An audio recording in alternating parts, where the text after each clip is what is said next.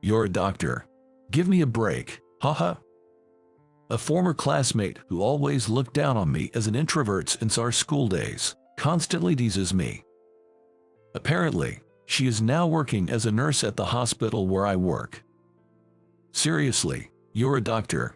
Please, don't hold me back. Her attitude is as rude as ever, and I can't help but sigh in disbelief. Then, right after that, "Welcome back, Director Davis." A beautiful female doctor speaks from behind me. My former classmate's face turns red with the words she continues to say, and she runs away. I never imagined that something like this would happen to us. I am Bob Davis, a 40-year-old doctor. My specialty is cardiac surgery. To learn cutting-edge techniques, I worked in a hospital in Germany for 10 years. Bob, I actually have something important to discuss with you. Something important. A hospital specializing in cardiac surgery is going to be built. I want your help with it. I received a call from my mentor about the construction of a new hospital specializing in cardiac surgery, and it seems I was chosen for the project. I accepted the offer and returned to my country after a long time. You're back. Welcome home, Bob. I'm back, Dad. Thanks for picking me up.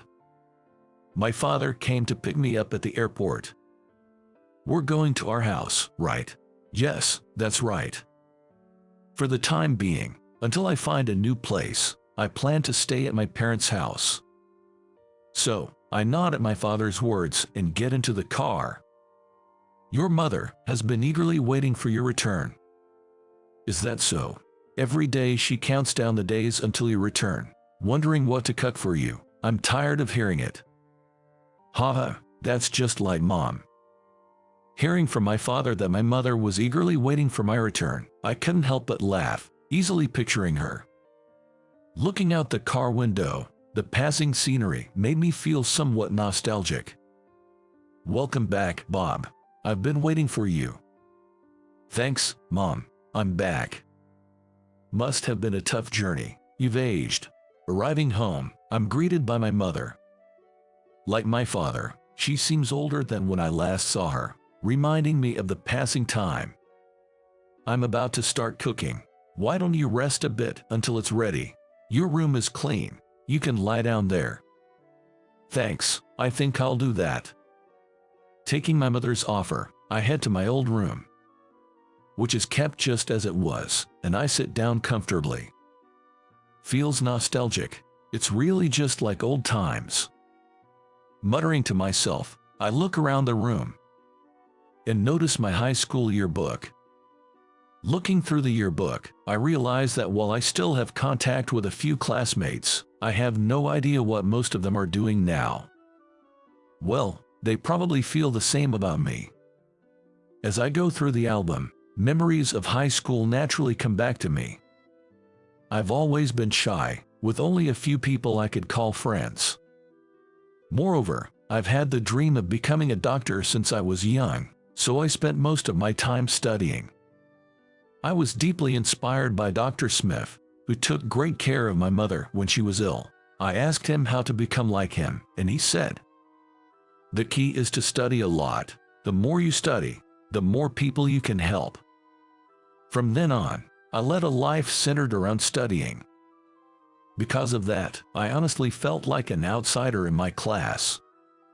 There were some who mocked me for being an introvert, especially a girl named Lisa, who was one of the most popular among the girls, would say, "Bob is such a boring introvert, isn't he?" Definitely. He's boring and kind of uncool. Exactly. He does nothing but study. A guy whose hobby is studying is really dull. I don't care what you think of me. What? The introvert is getting cheeky. She often came up to me with such remarks.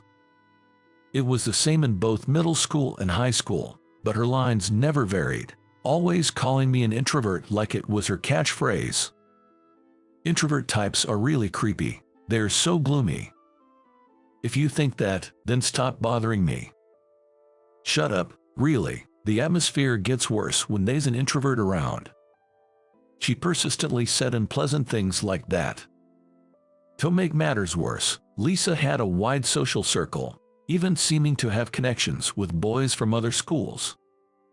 Hey, the introvert's getting too cheeky. Always studying, trying to show off how smart you are.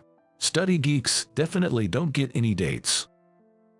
Well, those who seem to be the more outgoing type, not part of the party crowd but still active, sided with Lisa and began to harass me.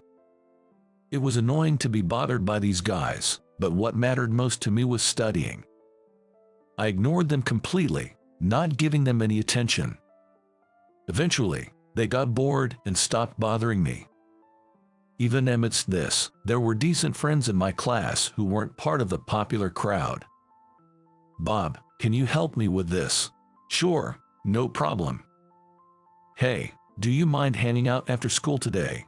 Well, I guess a break is needed once in a while. Sure, I'll join you. Thanks, Bob. I, just like my peers, diligently pursued my studies, occasionally indulging in play and detours, enjoyed high school life reasonably. At times, acting like typical high schoolers, we'd do silly things or ride our bikes all the way to the beach. It wasn't all bad, I reflect on those days. When I hear my mom calling out that dinner is ready, I decide to put away the photo album and head to where my mom is. By the way, I'm still in touch with my friends from that time, and when they heard I was back in town, they suggested we grab a drink when time allows. Looking forward to that, I decide to turn in early to prepare for tomorrow. The next day, I head to the hospital where my mentor, now the director, works. The hospital where I'm scheduled to work is still in the pre-opening stage, getting things ready.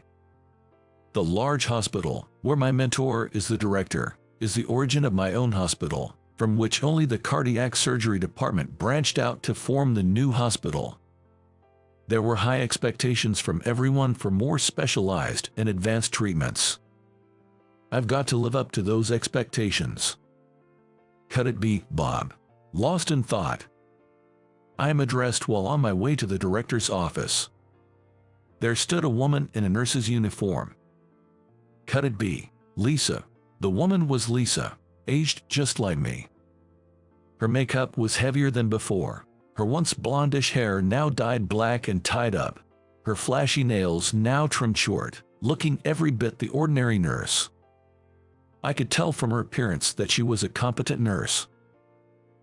Long time no see.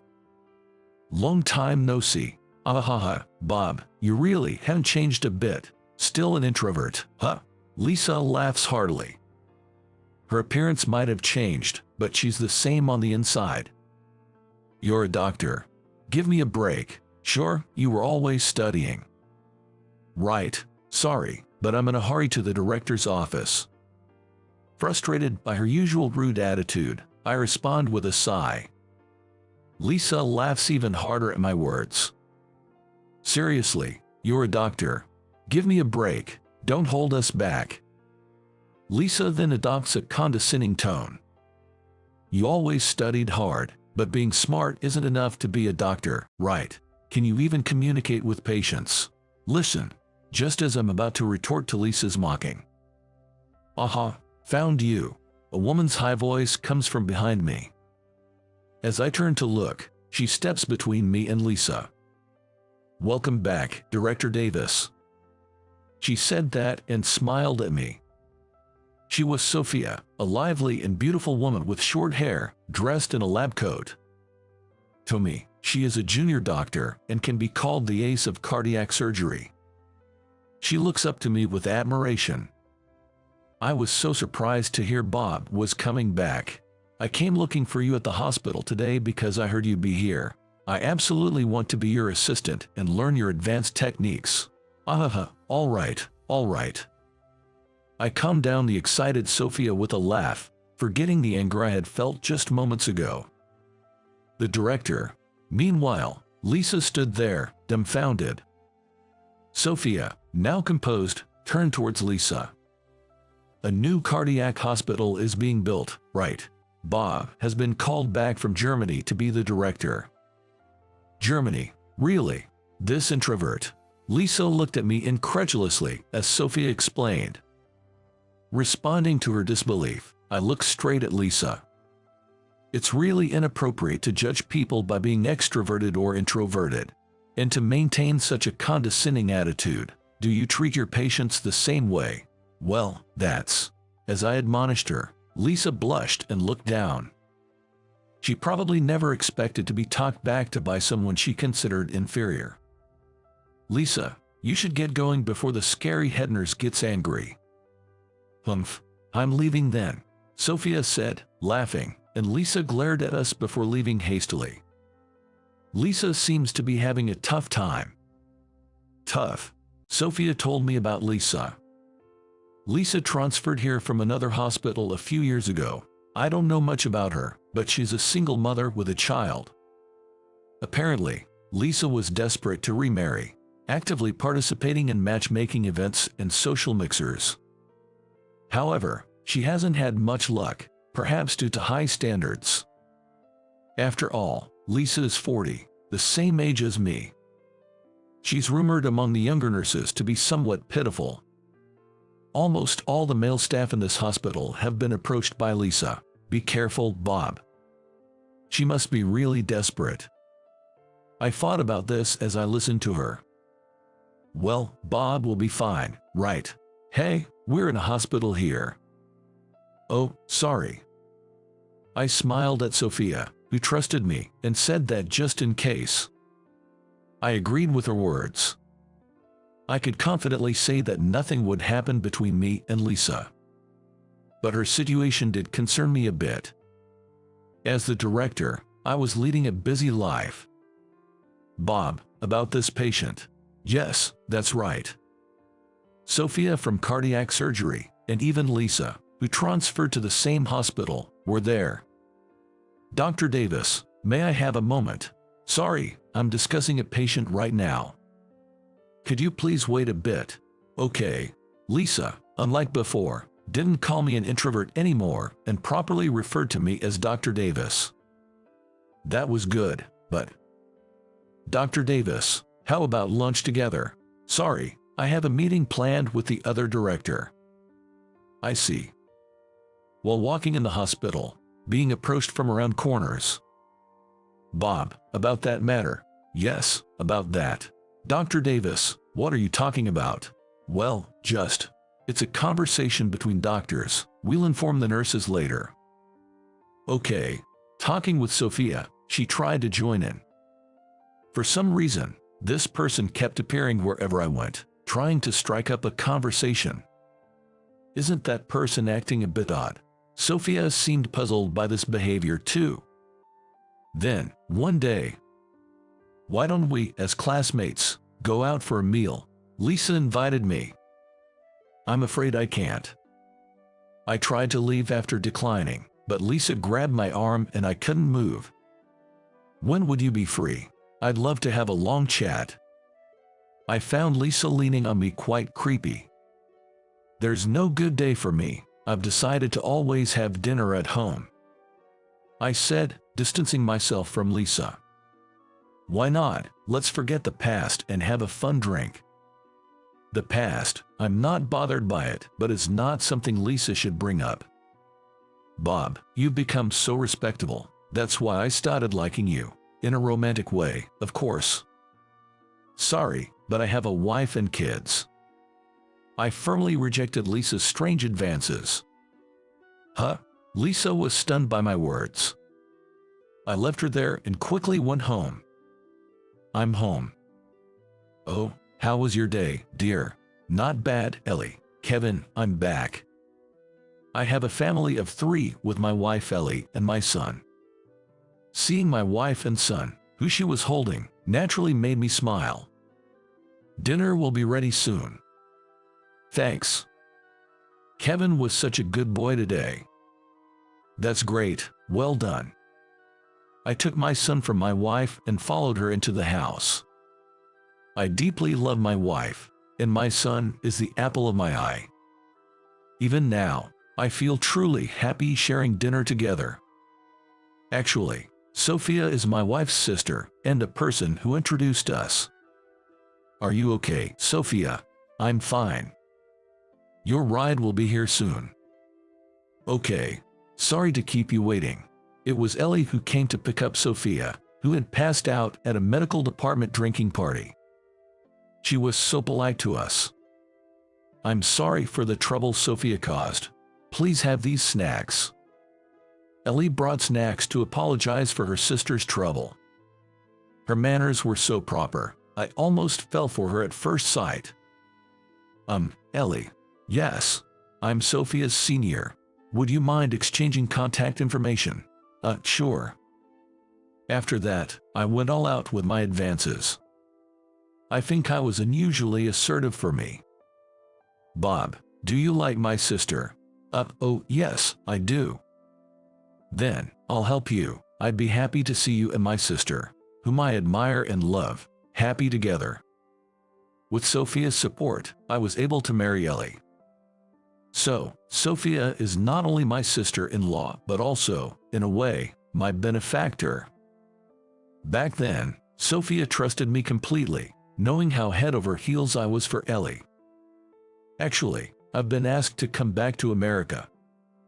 Really? And since you're pregnant, how about going back earlier for a hometown childbirth? That would be great. I appreciate it. My wife had come to Germany with me, but when she got pregnant, we were offered to return to America. Seeing it as a good opportunity, I decided to go back and sent my wife ahead to prepare for childbirth in America. She went to stay at her parents' house. After I returned to America, we settled into a new house, having just moved recently. We had stayed at my parents' house for a short while until we found our new place. I didn't want our precious family time to be disturbed, so I have been turning down various drinking and dining invitations. Even a meal with old friends was postponed. Speaking of which, I got teased a lot for being so la vie de vie when I mentioned this. Anyway, this time with my family was a treasured moment for me. Where's Lisa? She's off today. The next day, Lisa took a day off. I thought she might have felt awkward after what happened. Her child is not feeling well. Is that so? Turns out her child was sick. Lisa is a single mother. She's probably the only one who can take care of her child. Her daughter often gets sick and needs nursing leaves. I see. Thank you for letting me know. Maybe Lisa is struggling more than I knew. I asked Sophia about Lisa too. After you left yesterday, Lisa's mother called about her daughter's condition. Does she take time off often? Yes. I heard she has a 5-year-old child. Is it common for the child to get sick so often? I'm not sure, but it's possible the child has some illness. Hearing this, we became concerned about Lisa and her child. Oh, a message from Jacob. Jacob is my mentor and the head of the hospital that called me back. He was the surgeon for my mother and advised me on becoming a doctor. I still respect him a lot. Jacob, what's up? I want to transfer a 5-year-old child with a heart condition to your hospital. Okay, please send me the medical records. Thanks, I'm counting on you. Upon reviewing the medical record, I was shocked. The patient was Alice, Lisa's daughter. I decided to ask Lisa for details when she came for the transfer procedures. Alice, my daughter, has a congenital heart condition. She's already had surgery when she was younger. She's had surgery before. Yes, but it wasn't fully treated, and she's been in and out of the hospital. This is her 3rd transfer. It sounds serious. She can barely manage daily activities. I want to send her to daycare, but it's difficult, so my mother usually takes care of her. Lisa, speaking like this, was not her usual lively self, but a mother truly worried about her child. I really want to be with her, but I have to work to earn money.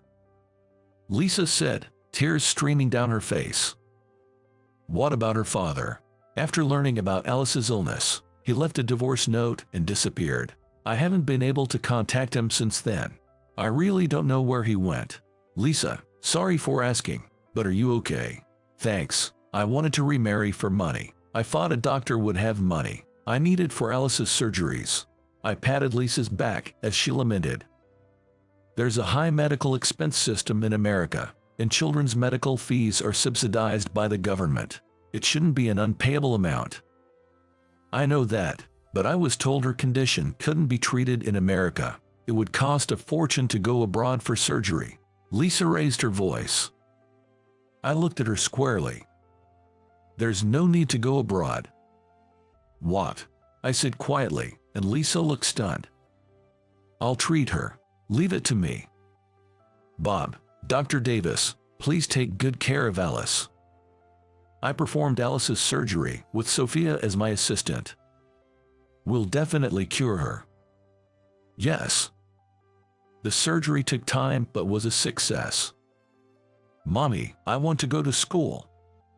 Yes, you will. Let's focus on getting better for now. Okay. Alice gradually regained her health. If things continue like this, she should be able to attend elementary school. Dr. Davis, thank you so much. Yeah, I'm glad we could treat her. Lisa expressed her gratitude. And about what happened in school? Yes. I know saying sorry isn't enough, but I'm really sorry. She then deeply apologized for her past harassment. I can forget the past, but it has nothing to do with my work. A doctor puts their all into treating any patient. Thank you so much. Lisa smiled through tears. After that, Lisa became more dedicated as a nurse. She gained more trust from patients due to her gentler demeanor. Having the opportunity to see her daughter getting better during breaks must have been a blessing for her. Bob, there's a suspicious person. What? Let go of me. One day, Sophia brought in a blonde man, claiming he was suspicious. Are you Lisa's acquaintance? Seeing him, Lisa was initially shocked, but her expression quickly turned to anger. Let me hit him once. Hey, calm down. Please stop, Lisa. So, Lisa tried to grab the man, and Sophia and I had to desperately stop her. Don't stop me. That idiot is my ex-husband. The one who left the divorce note and disappeared. He disappeared when things got tough, and now he shows up out of the blue. Wait a minute. Don't hit him. That's not the solution. Eventually, we calmed Lisa down and took her and her ex-husband to the director's office to talk. The blonde man was David, Lisa's ex-husband and Alice's father. Lisa, I'm truly sorry. David knelt down in front of Lisa. I heard you were working here and thought maybe I could see you. That's why he was acting suspicious in the lobby, staring at the nurses. I caught him thinking he was a suspicious person. Please don't do anything dangerous next time, I said, smiling wryly at Sophia's words. I've already asked, but what do you want after all this time? I wanted to give this to you. David pulled in a 4-size thick envelope from his bag. Lisa received it, looking puzzled, and checked the contents. What, money? She exclaimed. And I caught a glimpse of stacks of bills inside. Where did you get all this money? Well, Lisa approached David, who started explaining hesitantly. When I found out about Alice's illness, I had no savings or a decent job, so I thought I couldn't afford her treatment. And, is that why you disappeared? Yes, that's when I thought of earning money on a tuna fishing boat. A senior of mine knew a fisherman on one. David had boarded a long-distance fishing vessel, traveling the world's seas for 5 years. The money in the envelope was the result of his efforts. I couldn't contact anyone because I was on the fishing boat. I heard about this hospital through an acquaintance and then found out Lisa was working here. David looked at Lisa with an apologetic gaze. Why didn't you consult me before doing something like this? Do you know what I've been through? When I found out about Alice's illness and you disappeared, Lisa was tearfully confronting him. I'm an idiot. I thought this was all I could do. I acted immediately, I'm really sorry, Lisa. You're really an idiot. I was so worried. I'm glad you're safe. Lisa hugged David, who was smiling sadly, with tears in her eyes. It's good, they cared for each other after all. Watching them, Sophia clapped with tears in her eyes. This settles it then, I muttered to myself, relieved. Afterward, Alice continued to recover without any complications. I'm home, Alice.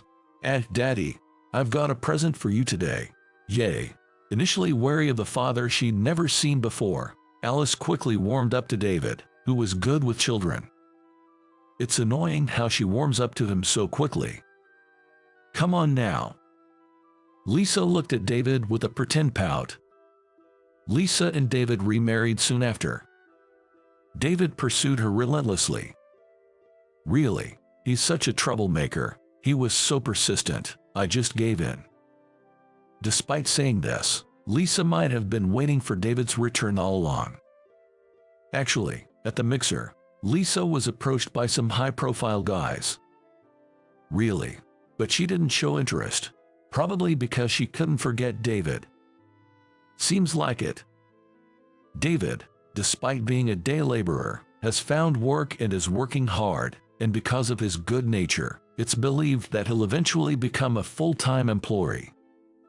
He is currently striving to live with Alice, who is expected to be discharged from the hospital soon. I don't want to see a child suffer. It was truly wonderful to see a happy family of 3 holding hands together. I heard about Alice from Sophia. It's great that 3 of them are back together as a family. Yes. Jacob seemed to have been concerned about Alice too. He contacted us happily after hearing our report. Seeing that family reminds me of you when you were young. What?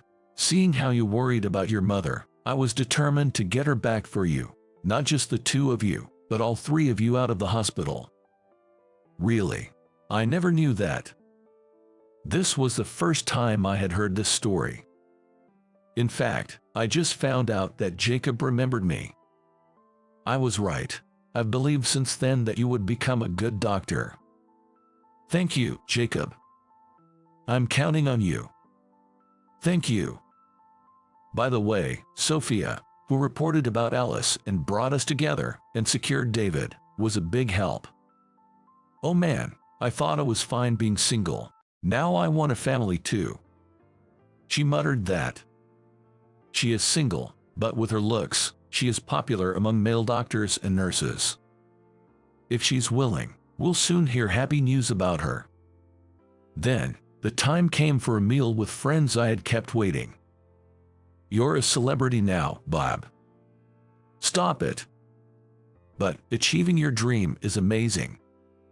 Everyone looked older, but inside they were much the same as before. Who's picking you up today? Oh, my sister-in-law is coming. That's a good sister-in-law. My brother is coming for me.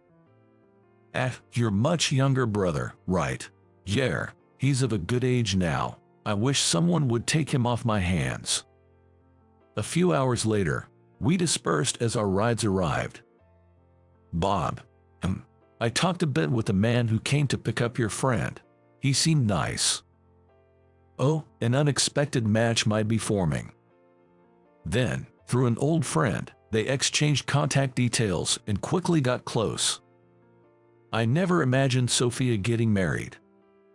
Well, she looks happy, that's good. Yes. The following year, the 2 married and had a daughter. I'm home. Welcome back. When I get home, my wife and son welcome me. Recently, my son has finally started to rule over. Work is busy, but I want to take care of my son as much as possible. Oops, what's up? It's almost time for his milk. Then, I'll make it. Can you look after Kevin? Yes, please do. I've become adept at making milk and changing dirty diapers. Hey, do you have this weekend off? Yeah, I do. How about we go shopping together? Sounds good. Let's go out as a family of 3. When we go shopping, I always volunteer to hold him. I play with him whenever I can and make sure to spend time with my wife as well.